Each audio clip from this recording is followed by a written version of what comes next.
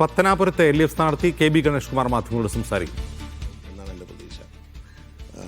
LDF അതിൻ്റെ പ്രകടനം കഴിഞ്ഞ തവണത്തെ പോലെ തന്നെ നിലനിർത്തും എന്ന് പ്രതീക്ഷിക്കുകയാണ്. തീർച്ചയായും കേരളത്തിലെമ്പാടും LDFനെ, ഞാൻ വടക്കൻ ജില്ലകളിൽ പാലക്കാട് ജില്ലയിലേക്ക് പോയിരുന്നു, അവിടെയെല്ലാം LDFന് തന്നെയാണ് മുൻതൂക്കം ഉണ്ടാകാൻ പോകുന്നത്.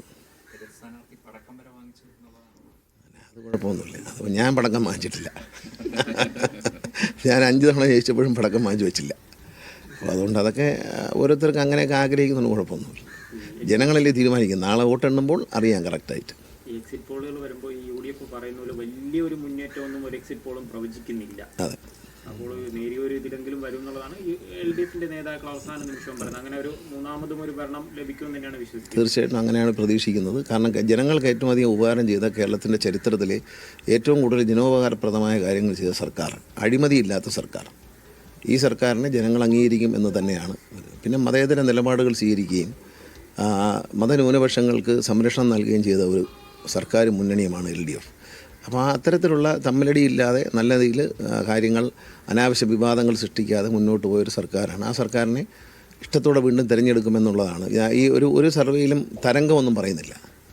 അതിൻ്റെ അർത്ഥം ഒപ്പത്തിനൊപ്പം വരും. ഞങ്ങൾ നേരത്തെ പറയുന്നതാണ്, ഒപ്പത്തിനൊപ്പം വന്ന് ഞങ്ങൾ മുന്നിലേറും എന്നുമാണ് ഞങ്ങൾ അന്നും പറയുന്നത്. ഇപ്പോഴും അത് തന്നെയാണ് പറയുന്നത്.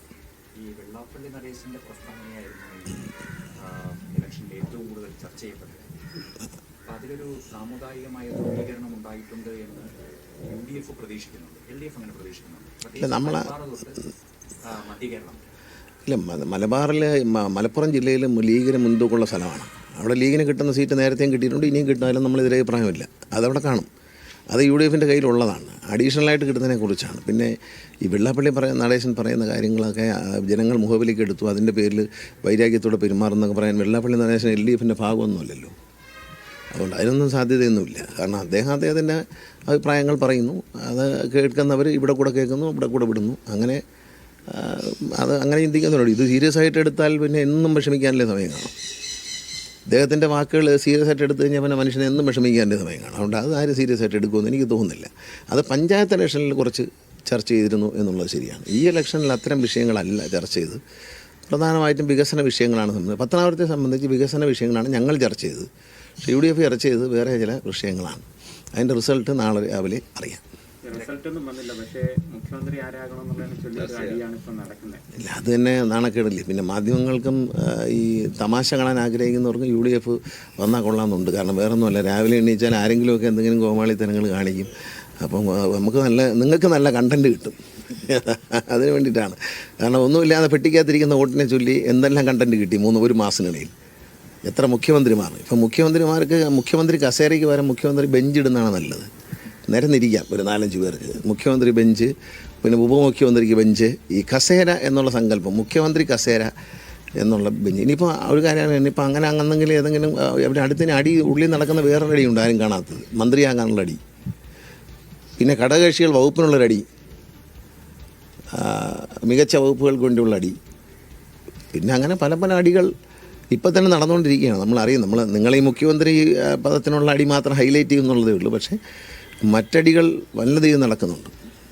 ഈ KNP കഴിഞ്ഞ ദിവസം പറഞ്ഞത്, നേരത്തെ പറഞ്ഞല്ലോ, 1 ഡസൻ മന്ത്രിമാർ തോക്കും.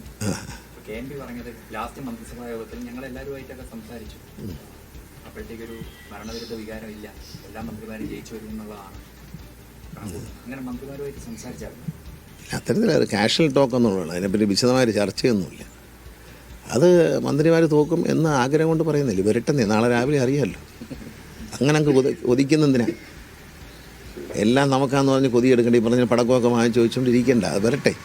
അത് വന്നിട്ട് നമ്മൾ സാങ്കല്പിക ചോദ്യങ്ങളുമായിട്ടും സാങ്കല്പിക ഉത്തരങ്ങളുമായിട്ട് ജീവിക്കുകയാണ്. എൻ്റെ മനസ്സിലുള്ള ആഗ്രഹം ഞാൻ പറയും, മറ്റൊരാളുടെ മനസ്സിലുള്ള ആഗ്രഹം അയാൾ പറയും. അപ്പോൾ അതുകൊണ്ട് അതിലൊന്നും കാര്യമില്ല. സത്യം അറിയാൻ ഇനി 24 മണിക്കൂർ പോലും ഇല്ല. ശരി. LDFന് തികഞ്ഞ വിജയപ്രതീക്ഷ പുലർത്തിയാണ് KB ഗണേഷ് കുമാർ.